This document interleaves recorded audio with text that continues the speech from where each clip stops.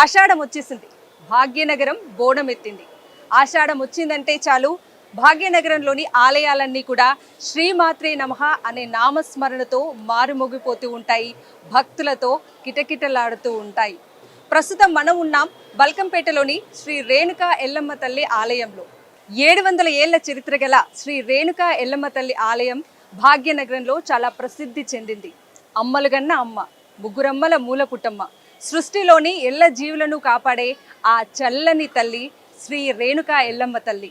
మహిమగల ఆ తల్లి ఆలయ విశిష్టతల గురించి, అలాగే ఆషాఢ మాసంలో అమ్మవారికి ఎలాంటి ప్రత్యేక అలంకరణలు చేస్తారు, అలాగే ఈ ఆషాఢ మాసంలో అమ్మవారికి ఎలాంటి ప్రత్యేక పూజలు చేస్తారు అనే విశేషాల గురించి తెలుసుకుందాం పదండి. హైదరాబాద్ నగరం మహిమాన్విత ఆలయాలకు పెట్టింది పేరు.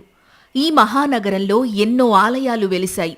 ఆషాఢమాసం రాగానే భాగ్యనగరం ముఖానికి పసుపు పూసుకుని పోతురాజుల విన్యాసాలు, శివసత్తుల పూనకాలతో పులకించిపోతుంది. అన్ని ఆలయాల్లో బోనాల వేడుకలు అంగరంగ వైభవంగా జరుగుతాయి.